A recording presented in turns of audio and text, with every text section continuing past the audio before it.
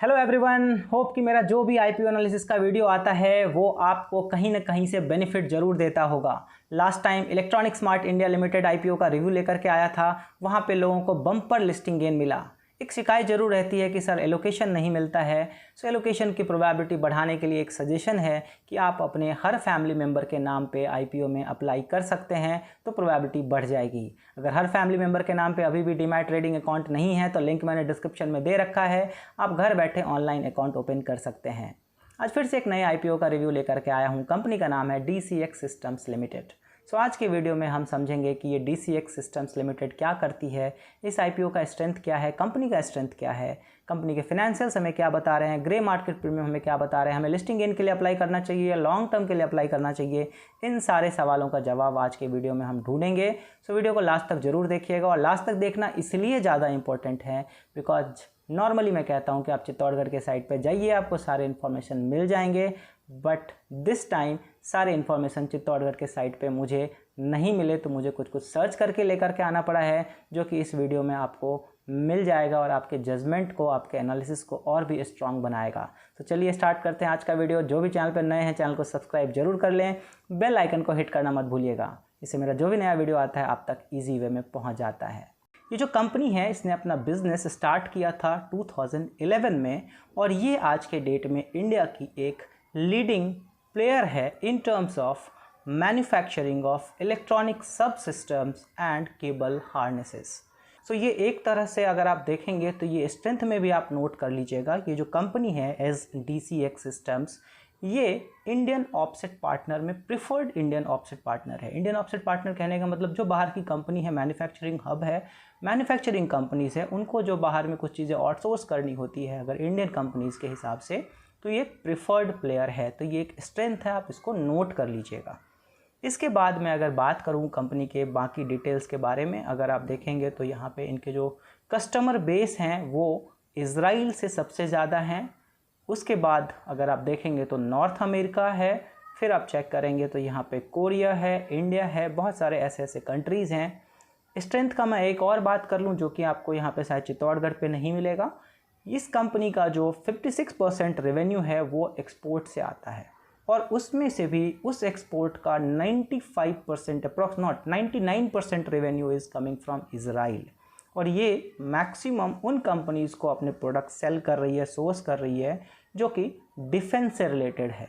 सो आप जानते ही आज के डेट में डिफेंस रिलेटेड हर कंट्रीज़ में एक्सपेंडिचर कितना बढ़ता जा रहा है। सो यहाँ पे इस कंपनी के लिए एक एज हो जाता है। सो हम जब आगे और स्ट्रेंथ में आएंगे तो इसके बारे में हम डिस्कशन करेंगे। फ़िलहाल आगे और स्ट्रेंथ के बारे में डिस्कशन करने से बेटर है पहले कि आपको इससे रिलेटेड इंपॉर्टेंट डेट्स को बता दिया जाए, ताकि आप अवेयर हो जाएं कि किस डेट को अप्लाई करना है, प्राइस बैंड क्या है, ये सारे डिटेल्स। तो ये आपके लिए एप्लीकेशन जो है सब्सक्रिप्शन के लिए अवेलेबल होगा 31 अक्टूबर से लेकर के 2 नवंबर के बीच में। आप किसी भी दिन अप्लाई कर सकते हैं। आप इस बारे में कभी भी ये मत रहिएगा कि मैंने 31 को किया तो ही मुझे मिलेगा, या मैं 2 को करूँगा तो ही मिलेगा। आप इस ड्यूरेशन में कभी भी अप्लाई कर सकते हैं। प्राइस बैंड रखा गया है 197 रुपीज़ से लेकर के 207 रुपीज़ तक। इट मीन्स हर वीडियो में आपको मैं बताता हूँ कि आपको हायर कट ऑफ पे अप्लाई करना है। अगर आप कन्विंस्ड हैं कि ये आईपीओ अच्छा है तो लोअर कट ऑफ पे करके आपको कोई बेनिफिट नहीं होगा, बिकॉज अगर आईपीओ अच्छा है तो वहाँ पे सब्सक्रिप्शन ज़्यादा होंगे, सो हायर वैल्यू वाले को ही मिलेगा, तो ही आपको फ़ायदा होने वाला है।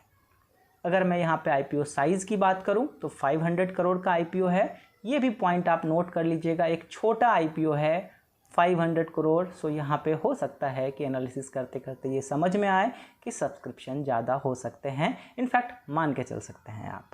यहाँ पे आपको एक पॉइंट और देखने को मिलेगा कि इसमें 400 करोड़ फ्रेश इशू है और 100 करोड़ ऑफर फॉर सेल है। सो ये भी एक स्ट्रेंथ में आएगा। हम जब बात करेंगे और भी स्ट्रेंथ पॉइंट ऑफ व्यू से तो हमें समझ में आएगा, या फिर ऑब्जेक्टिव की बात करेंगे तो हमें ये और डिटेल में समझ में आएगा। BSE NSE दोनों जगह लिस्ट होने वाला है। यहाँ पे रिटेल कैटेगरी को केवल 10% का कोटा दिया गया है, ये आपको ध्यान में रखना है। सो यहाँ पे और भी आपको मिलने की प्रोबेबिलिटी कम हो जाएगी, इसीलिए ज़्यादा फैमिली मेम्बर्स के नाम पे अकाउंट अभी से ओपन कर लीजिए, ताकि जब तक आईपीओ आए आपका अकाउंट ओपन हो जाए। लिंक आपको डिस्क्रिप्शन में मिल जाएगा और आपको यहाँ पे मिलने की प्रोबेबिलिटी ज़्यादा हो सकती है। इसके बाद अलॉटमेंट फाइनल हो जाएगा 7 नवंबर तक और ये आईपीओ का जो स्टॉक है वो मार्केट में लिस्ट हो जाएगा 11 नवंबर तक। ये सारे डिटेल्स के बाद अब आ जाते हैं हम इसके ऑब्जेक्टिव ऑफ द आईपीओ। ये कंपनी आईपीओ क्यों लेकर के आ रही है, ये भी हमारे लिए एक स्ट्रेंथ पॉइंट ऑफ व्यू से देखना होता है। सो नॉर्मली जैसा मैंने कहा कि 400 करोड़ जो है वो फ्रेश इशू है, तो ये जो पैसा है वो एक्चुअली कंपनी में यूटिलाइज होगा। सो किस चीज़ में यूटिलाइज होगा, सो यहाँ पे यूटिलाइजेशन का मेन पर्पस है प्री पेमेंट कहें या रीपेमेंट कहें, जो इन्होंने कर्ज ले रखा है, जो बोरिंग्स हैं उसका ये पार्ट पेमेंट करेंगे या फुल्ली पेमेंट करेंगे, जो भी रिक्वायरमेंट है एक पार्ट वहाँ जाएगा। जो इनकी वर्किंग कैपिटल की रिक्वायरमेंट है, बिकॉज ऑर्डर को फुलफिल करने के लिए पैसे लगाने होते हैं कंपनी को, वर्किंग कैपिटल इसको कहते हैं, तो कुछ पैसे वर्किंग कैपिटल रिक्वायरमेंट में लगेंगे। उसके बाद यहाँ पे जनरल कॉर्पोरेट पर्पसेज हैं जो आपको हर आईपीओ में एक कॉमन सा ऑब्जेक्टिव आपको मिलेगा। और बाकी 100 करोड़ का तो मैंने आपको बता दिया कि वहाँ पे कुछ इन्वेस्टर्स यहाँ पे अपने शेयर्स को बेच करके इसमें से निकल रहे होंगे। और भी स्ट्रेंथ की अगर हम बात कर लें, जिसके बारे में मैं बोलना चाह रहा था, एक और स्ट्रेंथ है जो कि मैंने सर्च करके ढूंढ के निकाला है, वो है order book of the company. ये आपको चित्तौड़गढ़ पे नहीं मिलेगा। सो ऑर्डर बुक की मैं बात करूँ तो कंपनी के पास फिनेंशियल ईयर 20 में 1941 करोड़ का ऑर्डर बुक था। उसके बाद अगर आप फिनेंशियल ईयर 2022 तक आप पहुंचते हैं तो ये ऑर्डर बुक बढ़ करके हो गया 2369 करोड़ का।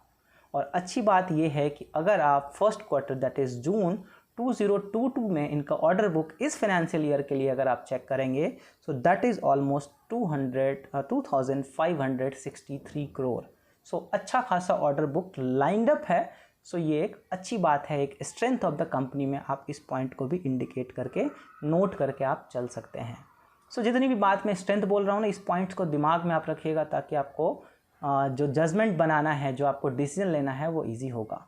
अब आते हैं हम फिनेंशियल्स के ऊपर, बिकॉज हर कंपनी के बारे में मेरा एक लॉजिक है कि कंपनी अगर प्रॉफिटेबल है तो ही हमें उस बिज़नेस में इन्वेस्ट करने के बारे में सोचना चाहिए। सो यहाँ पे चित्तौड़गढ़ के साइट पे जो इन्फॉर्मेशन है वहाँ पे भी आपको 2021 का मिलेगा डेटा। पूरे डेटा मुझे प्रॉपर नहीं लगे, सो ये डेटा आप जो यहाँ वीडियो पे है उस पर आप फोकस कीजिएगा। अगर मैं बात करूँ प्रॉफिट आफ्टर टैक्स, जो कि मार्च 2019 का फिगर आप चेक करेंगे तो वो आपको 5 करोड़ रुपीज़ का प्रॉफिट यहाँ पे कंपनी का था। 2020 में बढ़ करके ये 5 करोड़ से 10 करोड़ हो गया। मार्च 2021 में ये बढ़ करके 30 करोड़ हो गया और मार्च 2022 आते आते ये 30 करोड़ का प्रॉफिट बढ़ करके हो गया 66 करोड़। सो 4 ईयर में 5 करोड़ रेवेन्यू अर्न करने वाला, प्रॉफिट आफ्टर टैक्स अर्न करने वाली कंपनी का प्रॉफिट आफ्टर टैक्स बढ़ करके हो गया है 66 करोड़। सो इसी से आप अंदाज़ा लगा सकते हैं कि कंपनी का ग्रोथ पोटेंशियल कैसा है। तो ये भी एक स्ट्रेंथ में है। सो बहुत सारे स्ट्रेंथ की बात हमने कर ली। यस, यहाँ पे कुछ डिसएडवांटेज या आप जिसको वीकनेस कह सकते हैं, जैसा कि मैंने कहा कि यहाँ पे जो इजराइल से इनका रेवेन्यू है वो 99.5% है ऑफ टोटल एक्सपोर्ट, जो कि 56% 55% है इनके रेवेन्यू का। सो शायद ये जो डिपेंडेंसी है ये एक आप इसको आप इनके वीकनेस में आप ले करके चल सकते हैं। डिपेंडिंग, अगर कस्टमर हट गए तो हो सकता है रेवेन्यू पे इम्पैक्ट आए, बट ओवरऑल ऐसा कुछ अभी के हिसाब में हम उसको जज नहीं कर सकते हैं। Just a point of consideration आप लेकर के चल सकते हो अगर आप लॉन्ग टर्म व्यू बना रहे हो तो।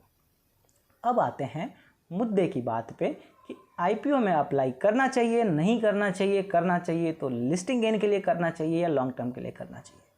सो लॉन्ग टर्म के लिए मैंने आपको बहुत सारी बातें बता दी है। एक पॉइंट है जो मैं और बता दूं, अगर आप इसके प्राइस को लेंगे, अपर कट ऑफ प्राइस को भी लेंगे जो कि 207 रुपीज़ का है, और उस प्राइस के वैल्यूएशन पॉइंट ऑफ व्यू से आप देखेंगे तो इस आईपीओ का प्राइस एक फेयरली प्राइस्ड आईपीओ आप कह सकते हैं। ना ही ज़्यादा महंगा है, ना ही ज़्यादा सस्ता है इन कंपैरिजन विथ जो इनके लिस्टेड पीयर कंपनीज हैं उनके हिसाब से अगर आप कंपेयर करेंगे तो। सो आपको ये ध्यान में रखना है। सो लॉन्ग टर्म के पॉइंट ऑफ व्यू से भी अप्लाई करने में कोई प्रॉब्लम नहीं दिख रहा है मुझे फ़िलहाल। रही शॉर्ट टर्म लिस्टिंग गेन के पॉइंट ऑफ व्यू से अगर देखा जाए तो एक पॉइंट और बता दूं जो नहीं बताया है, अगर आप ग्रे मार्केट प्रीमियम चेक करेंगे आज के डेट में तो वो ऑलमोस्ट 40% का रिटर्न यहाँ पे बता रहा है। अब ग्रे मार्केट प्रीमियम चेंज होता रहता है तो हो सकता है टाइम के साथ चेंज हो जाए, बट आज के डेट में इतने सारे स्ट्रेंथ को डिस्कस करने के बाद ये तो लग रहा है कि ये आईपीओ ओवर सब्सक्राइब होगा। सो यहाँ पे 40% का लिस्टिंग गेन एक्सपेक्टेशन बनता है। सो इस हिसाब से मेरा मानना ये है कि मैं लिस्टिंग गेन के लिए अप्लाई करने के लिए ज़रूर जाऊंगा हर फैमिली मेम्बर के नाम पे एक lot, only for 1 lot, because अगर ओवर सब्सक्राइब आईपीओ होने वाला है तो ज़्यादा लॉट अप्लाई करके भी कोई बेनिफिट नहीं मिलने वाला है, ऐसा मुझे लगता है। सो मेरा ये मानना है, मेरा व्यू ये है। आपको भी ऐसा लगता है तो आप मेरे व्यू को बाई कर सकते हैं, आप भी आईपीओ में अप्लाई कर सकते हैं। अदरवाइज़ आप खुद से एक बार ज़रूर एनालाइज करें, किसी के कहने पे कभी भी कुछ भी इन्वेस्ट ऐसे ना करें जब तक कि आप खुद कन्विंस ना हो जाए। होप कि आपको वीडियो पसंद आया होगा। लाइक करके, कमेंट करके ज़रूर बताइए। ऐसे और भी वीडियो के लिए बने रहिए मेरे चैनल पे। तब तक के लिए थैंक यू।